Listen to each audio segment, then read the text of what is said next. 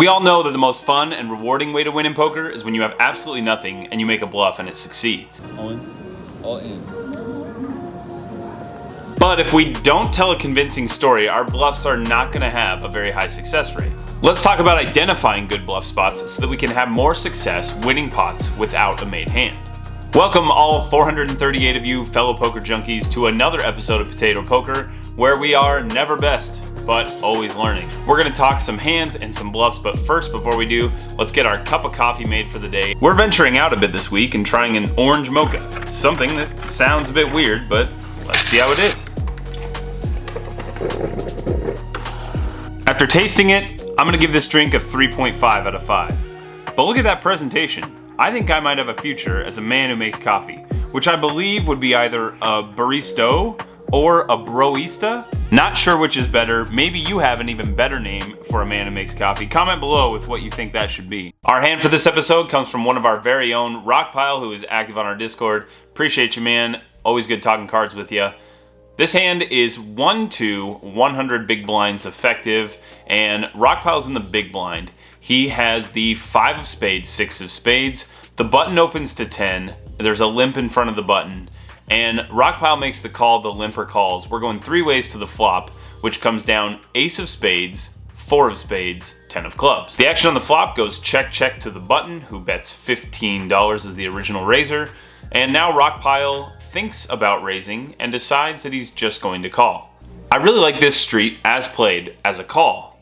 You can make the check raise. The problem is you don't have that many combos that are going to make sense on this board. You have some flush draws, which you're holding, but really as far as value, you're going to have a set of 4s, probably not a set of 10s. You probably would have 3-bet that. You shouldn't have aces. You should have 3-bet that. So maybe you have ace 10 or ace 4. That's really not that many combos of cards, and though you could have it, you're looking at only 3 combos of ace 4, only 2 combos of ace 10 suited, and so really, there's just not that much value for you to have. The board isn't that scary, and if your opponent actually has a made hand, he's probably going to hold on to it.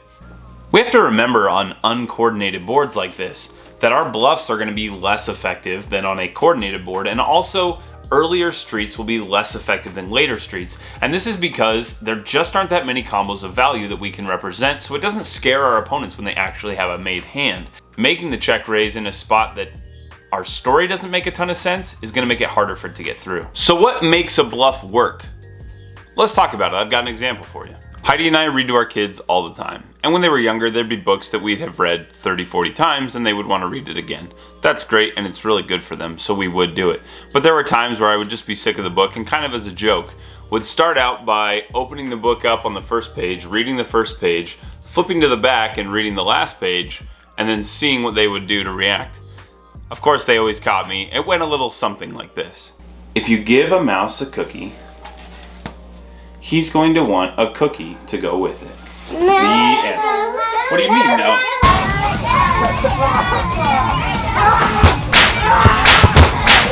Trying to bluff an opponent without a convincing story is basically the same thing. You're telling them a story that doesn't make sense, and it makes them curious, and it makes them want to call you. So Rockpile ends up checking, and the opponent bets $20 on the turned 9 of diamonds. Now, he notes that he debated raising, and I don't mind the raise here. In fact, in our original discussion on Discord, that was the first thing that went through my head, was this is probably a good spot to raise. You have equity if you get called, and chances are with a hand that's facing a lot of pressure, opponents at this stake, if they don't have a really strong hand, are going to be willing to fold. Now, I don't mind that play, but I think the even better play is to consider what's going to happen next. What are you going to do on the river? If what comes to your mind is a one-word answer like check or bluff, I'm going to encourage you to consider this. Instead, you could have a plan with 2 possibilities. If a queen, jack, 10, 9, 8, 7, or 4 shows up, those all improve your range drastically and make sense to scare your opponent into thinking that you have a set, 2 pair, or a straight. And so those are good cards to continue on into bluff. Obviously, if a spade comes and you make your hand, you're going to bet it as well and bet it just like you would the bluff. That makes it tough for your opponent to know where you're at. They're going to end up paying off some of those big hands. They're going to end up folding more often than they should when a scary card comes down. Now, if it comes down something else, let's say it comes down a king or a deuce, something that doesn't really make sense for you to bet big on, then it makes sense to check and give up. So basically decide that you're going to take one of these two paths, depending on the cards that come down, and then execute that plan when the river actually shows up. If our story adds up the whole way, whether we have value or a bluff, it makes it really tough for them to make a good decision, and they're just gonna have to guess. That's what you want in your opponents. It'll cause them to make more mistakes, and it'll cause you to make more money. If we're always bluffing, we're gonna get caught too often. If we never bluff, then they're gonna fold when we actually make the bets. So you need to find that range where you say these hands make sense, these ones don't, and make your opponents feel the indifference. We get to the river. Rockpile makes a pair and decides to check. I really like this move. It is not one of the cards that we were targeting, and so now it goes back to the opponent. He bets $25 and Rockpile folds. I think this is the right move. I don't think you want to be trying to call here. Most opponents at this stake are not going to bet 3 streets and go for a small sizing without some kind of a good hand. I would expect something like an ace-jack to show up pretty often. After the hand is over, the button does reveal the hand and shows ace-7. So not way off. Rockpile, I appreciate you. Thanks for sharing the hand. Thanks for letting us use it. And always love talking poker with you on Discord. All right, you know what I would do. Now, how would you approach this one? Come talk cards with us. Leave a comment below or join the Discord. The link is in the description below. We would love to have you there to talk hands on a regular basis. If you enjoyed this content and want to see more of it in the future, the best thing you can do for the channel is to like it and sub it. That tells YouTube to continue passing it on to other people and growing the channel so more people can see it. That keeps us going.